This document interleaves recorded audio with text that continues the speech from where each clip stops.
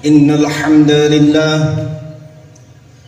نحمده ونستعينه ونستغفره ونعوذ بالله من شرور أنفسنا ومن سيئات أعمالنا من يهده الله فلا مضل له ومن يضلله فلا هادي له أشهد أن لا إله إلا الله وحده لا شريك له لا نعبد إلا إياه وأشهد أن محمدا عبده ورسوله لا نبي بعده اللهم صل وسلم وبارك على سيدنا محمد وعلى آله وأصحابه ومن تبعهم بإحسان إلى يوم الدين أما بعد فيا أيها الحاضرون اتقوا الله حق تقاته ولا تموتن إلا وأنتم مسلمون معاشر المسلمين وزمرة المؤمنين رحمكم الله. Hadirin jamaah salat Jumat Masjid Al-Iman yang insya Allah dimuliakan Allah Subhanahu wa Ta'ala. Sebagaimana kita ketahui bersama bahwa pada bulan Rabiul Awal Nabi Muhammad sallallahu alaihi wasallam dilahirkan, dan pada bulan Rabiul Awal pula Nabi sallallahu alaihi wasallam diwafatkan. Menurut catatan ulama ahli sejarah, 81 hari sebelum Nabi diwafatkan, Allah Subhanahu wa Ta'ala menurunkan wahyu yang terakhir kepada Nabi sallallahu alaihi wasallam. Wahyu tersebut tertulis di dalam Al-Quran surah Al-Ma'idah ayat 3. A'udzu billahi minasy syaithanir rajim. Al-yawma akmaltu lakum dinakum wa atmamtu 'alaikum ni'mati wa raditu lakumul Islam dinan. Pada hari ini telah aku sempurnakan untuk kamu agamamu, dan telah kucukupkan kepadamu nikmatku, dan telah kuridhoi Islam menjadi agama bagimu. Diriwayatkan bahwa ayat ini diturunkan setelah waktu asar pada hari Jumat di Padang Arafah pada musim haji wada, yaitu terakhir kali Nabi sallallahu alaihi wasallam melaksanakan ibadah haji. Setelah itu tidak ada lagi ayat yang turun sehubungan dengan fardu atau kewajiban. Ketika ayat tersebut turun, Nabi sallallahu alaihi wasallam tidak kuat menerimanya, mengingat isi dan makna yang dikandung oleh ayat itu. Maka beliau bersandar pada untanya, dan untanya pun kemudian duduk. Maka malaikat Jibril berkata, "Wahai Muhammad, sungguh pada hari ini telah sempurna urusan agamamu. Terputuslah apa yang diperintahkan oleh Allah Subhanahu wa Ta'ala, dan demikian juga apa yang dilarang oleh Allah Subhanahu wa Ta'ala. Maka kumpulkanlah para sahabatmu dan beritahukanlah kepada mereka bahwa aku tidak akan turun lagi kepadamu sesudah hari ini." Nabi SAW terus kembali dari kota Makkah dan datang ke kota Madinah, kemudian mengumpulkan para sahabatnya dan membacakan ayat tersebut, serta memberitahukan kepada mereka apa yang telah dikatakan oleh malaikat Jibril alaihissalam. Maka para sahabat semuanya merasa gembira sambil mengatakan, agama kita telah sempurna, kecuali Abu Bakar radhiyallahu anhu yang merasa susah dan sedih. Lalu ia pulang menutup pintu rumahnya serta terus menangis di siang hari maupun di malam hari. Hal itu didengar oleh para sahabat yang lain, dan mereka berkumpul lalu datang ke rumah Abu Bakar, kemudian bertanya, "Wahai Abu Bakar, mengapa engkau menangis di saat semua sahabat riang gembira oleh sebab Allah Subhanahu wa Ta'ala telah menyempurnakan agama kita?" Lalu Abu Bakar menjawab, "Wahai para sahabatku, kamu sekalian tidak tahu musibah yang akan menimpa kita. Tidakkah kalian mendengar bahwa sesuatu perkara apabila telah menjadi sempurna, maka akan tampak jelaslah kekurangannya?" Maka ayat ini, yaitu surah Al-Ma'idah ayat 3, menunjukkan bahwa semakin dekatnya perpisahan kita dengan Nabi sallallahu alaihi wasallam. Mendengar jawaban itu, para sahabat pun menjerit, berteriak, kemudian semuanya menangis sedih. Sehingga kejadian ini sampailah kepada Nabi sallallahu alaihi wasallam, yang kemudian cepat-cepat pergi menemui para sahabat di kediaman Abu Bakar radhiyallahu anhu. Dan bila mendapatkan mereka betul-betul sedang menangis dan menjerit-jerit, Kemudian beliau bertanya kepada mereka, apakah yang menyebabkan kamu sekalian menangis? Sahabat Ali bin Abi Thalib menjawab, ya Rasulullah, Abu Bakar mengatakan bahwa dengan turunnya ayat itu adalah sebagai pertanda telah dekatnya wafat engkau ya Rasulullah. Apakah benar itu adanya ya Rasulullah? Nabi SAW menjawab, apa yang dikatakan oleh Abu Bakar itu benar adanya, dan sungguh telah dekat waktuku untuk meninggalkan kalian, serta telah sampai pula waktu perpisahanku dengan kalian. Ketika Abu Bakar As-Siddiq mendengar jawaban Nabi yang sedemikian itu, maka ia menjerit dengan jeritan yang sangat keras sekali serta tersungkur karena pingsan. Sementara Ali bin Abi Thalib dadanya berguncang hebat dan badannya pun bergetar, sedangkan para sahabat yang lain panik, ribut dan sibuk sambil menangis keras sekali karena merasa sangat ketakutan apabila harus berpisah dengan Nabi SAW. Hadirin jemaah salat Jumat Masjid Al-Iman yang insyaallah dimuliakan Allah Subhanahu wa taala. Rasulullah SAW menderita sakit mulai akhir bulan Safar selama 18 hari. Sedang penyakit yang diderita mulai pertama sakit hingga akhir hayatnya adalah sakit kepala. Nabi SAW dilahirkan pada hari Senin, mulai diutus pada hari Senin, dan diwafatkannya pun juga pada hari Senin pula. Tatkala hari Senin pada bulan Rabiul Awal itu, penyakit beliau semakin bertambah berat. Maka setelah Bilal selesai mengumandangkan azan subuh, Bilal pergi menghampiri pintu rumah Rasulullah SAW sambil mengucapkan salam, Assalamu alayka ya Rasulullah. Tetapi yang menjawab adalah Siti Fatimah. Lalu ia berkata, Rasulullah masih sedang sibuk dengan dirinya sendiri karena menderita sakit. Bilal pun terus kembali masuk ke dalam masjid tanpa memahami kata-kata Siti Fatimah. Ketika waktu subuh semakin terang, Bilal datang kembali menghampiri pintu Rasulullah SAW dan bersalam seperti semula. Dan Rasulullah yang mendengar suara Bilal itu, lalu beliau bersabda, masuklah wahai Bilal, sungguh aku masih sedang sibuk terhadap diriku sendiri dan penyakitku rasanya bertambah berat. Maka suruhlah Abu Bakar agar supaya sholat berjamaah dengan orang-orang yang hadir. Bilal pun keluar masjid menangis dan meletakkan tangannya di atas kepala. Bilal pun terus masuk ke dalam masjid dan berkata, wahai sahabatku Abu Bakar, sungguh Rasulullah SAW telah menyuruh engkau agar supaya sholat bersama-sama dengan orang yang hadir, karena Rasulullah sedang menderita sakit.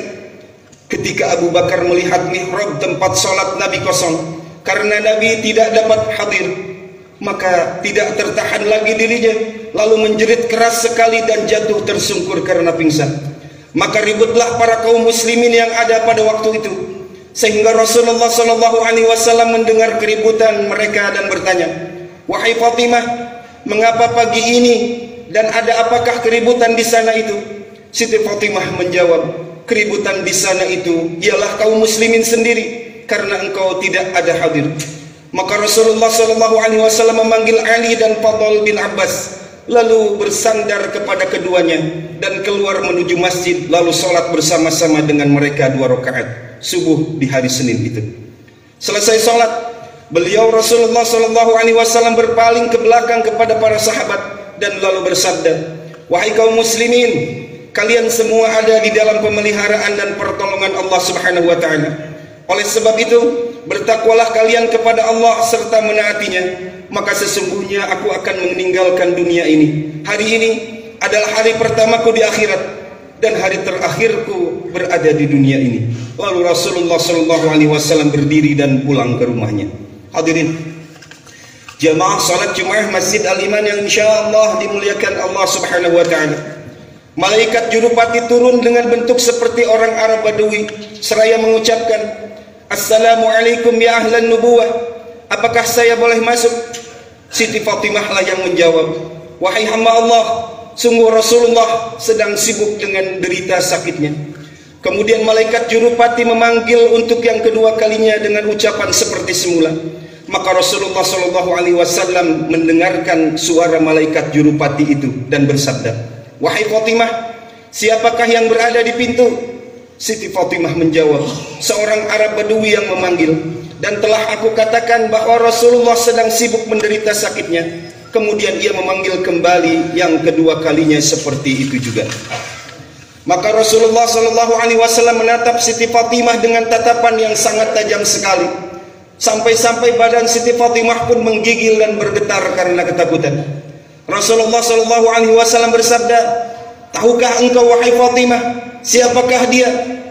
Dia adalah malaikat mencabut nyawa semua kelezatan, yang memutus segala macam nafsu syahwat. Dia adalah memisahkan perkumpulan-perkumpulan serta yang meramaikan keadaan di kuburan. Selanjutnya Rasulullah Shallallahu Alaihi Wasallam bersabda, masuklah engkau wahai malaikat Jurupati. Maka malaikat Jurupati pun masuk sambil mengucapkan, assalamu alayka ya Rasulullah. Rasulullah menjawab, waalaikumsalam wahai malaikat Jurupati. Engkau datang untuk berkunjung atau mencabut nyawa? Kata malaikat Jurupati, saya datang untuk berkunjung dan untuk mencabut nyawa. Sekiranya engkau mengizinkan, kalau tidak maka saya akan kembali. Kata Rasulullah, wahai malaikat Jurupati, di mana Jibril engkau tinggalkan? Kata malaikat Jurupati, dia saya tinggalkan di langit dunia dan para malaikat sedang menghormati dan memuliakan dia. Tidak selang sesaat malaikat Jibril pun turun dan duduk di arah kepala Rasulullah Sallallahu Alaihi Wasallam. Sabda Rasulullah Sallallahu Alaihi Wasallam kepada Jibril, tahukah engkau tentang ajalku telah dekat? Ya, saya tahu, jawab malaikat Jibril. Sabda Rasulullah Sallallahu Alaihi Wasallam, beritahukanlah kepadaku kemuliaan yang menggembirakan aku di sisi Allah Subhanahu Wa Taala. Malaikat Jibril menjawab, sungguh pintu-pintu langit telah dibuka. Para malaikat pun telah berbaris rapi menanti ruh engkau di langit. Pintu-pintu surga telah dibuka dan para bidadari pun sudah berhias menanti kehadiran ruh engkau ya Rasulullah. Sabda Rasulullah Sallallahu Alaihi Wasallam, alhamdulillah. Wahai Jibril, berilah berita gembira tentang umatku pada hari kiamat kelak.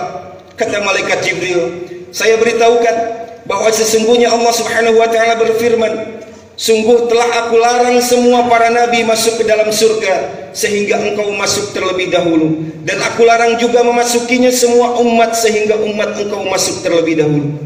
Nabi Shallallahu Alaihi Wasallam bersabda, sekarang telah puas hatiku dan hilanglah rasa susahku. Kemudian beliau bersabda, wahai malaikat Jurupati, mendekatlah kepadaku. Malaikat Jurupati pun mendekat dan memulai melaksanakan tugasnya mencabut ruh mulia Rasulullah Sallallahu Alaihi Wasallam. Dan ketika ruh Nabi sampai di perut, Nabi Sallallahu Alaihi Wasallam berkata, wahai Jibril, alangkah dahsyatnya rasa mati ini. Maka Jibril memalingkan wajahnya dari Nabi Sallallahu Alaihi Wasallam. Nabi Sallallahu Alaihi Wasallam bersabda, wahai Jibril, apakah engkau tidak suka melihat wajahku? Jibril menjawab, wahai kekasih Allah, siapakah orangnya yang sampai hati melihat wajah engkau sedang engkau dalam keadaan sakaratul maut? Hadirin jamaah salat Jumat yang insyaallah dimuliakan Allah Subhanahu Wa Taala, ketika ruh Nabi Sallallahu Alaihi Wasallam sampai di dada, beliau bersabda, usikum bis shalah wa ma malakat aymanukum. Aku mewasiatkan agar kalian menjaga salat dan perhatikanlah apa yang menjadi tanggungan kalian. Maka masih saja beliau berwasiat dengan dua kalimat itu, usikum bis shalah wa ma malakat aymanukum, sampai putuslah perkataannya. Ali bin Abi Thalib berkata, sungguh Rasulullah Sallallahu Alaihi Wasallam ketika menjelang akhir hayatnya telah menggerakkan dua bibirnya sebanyak 2 kali, dan ketika saya mendekatkan telinga, saya dengar beliau mengucapkan dengan pelan-pelan, ummati, ummati, umatku, umatku. Maka ruh mulia Rasulullah Sallallahu Alaihi Wasallam dicabut tepat pada hari Senin pada bulan Rabiul Awal. Selanjutnya Ali bin Abi Thalib memandikan jasad Nabi Sallallahu Alaihi Wasallam, sedang Fadl bin Abbas dan Usamah bin Zaid radhiyallahu an yang menuangkan air, dan malaikat Jibril telah datang membawa obat penahan kehancuran jasad dari surga, dan kemudian mereka mengkafani beliau dan menguburkannya di kamar Siti Aisyah radhiyallahu anha. Sedangkan Siti Aisyah berdiri di sisi kubur Nabi Sallallahu Alaihi Wasallam sambil berkata, wahai orang yang belum pernah mengenakan pakaian dari sutra, wahai orang yang belum pernah tidur di atas ranjang kasur yang empuk, Wahai orang yang keluar dari dunia sedang perutnya belum pernah kenyang meskipun dengan roti dari gandum yang kasar. Wahai orang yang memilih tidur di atas tikar daripada di atas ranjang kasur yang empuk. Wahai Rasulullah yang tidak pernah tidur sepanjang malam karena takut siksa neraka sa'ir. Hadirin jemaah salat Jumat yang insyaallah dimuliakan Allah Subhanahu wa taala. Itulah Nabi Muhammad sallallahu alaihi wasallam, manusia paling mulia di muka bumi ini, Rasul pilihan, khatamun nabiyyin wal mursalin, penutup para nabi dan utusan. Kendati pun Allah sangat mengasihinya, tetapi tetap saja beliau juga diwafatkan. Apalagi kita manusia biasa yang penuh salah dan alfa, serta bergelimang dengan lumpur dosa karena selalu durhaka kepada Sang Pencipta. Beliau Rasulullah sallallahu alaihi wasallam sangat sayang kepada umatnya, sehingga menjelang wafatnya saja masih saja beliau memikirkan tentang keselamatan umatnya kelak di akhirat. Maka selayaknya lah bagi kita sebagai umatnya harus banyak bersolawat kepada Nabi sallallahu alaihi wasallam. Allahumma salli ala sayyidina Muhammad wa ala ali sayyidina Muhammad. Barakallahu li wa lakum fil Qur'anil azim wa nafa'ani wa iyyakum bima fihi minal ayati wa dzikril hakim wa taqabbalallahu minni wa minkum tilawatah innahu huwas samiul alim. Aqulu qawli hadha wa astaghfirullahal azim li wa lakum wa lisairil muslimina min kulli dhanbin fastaghfiru innahu huwal ghafurur rahim.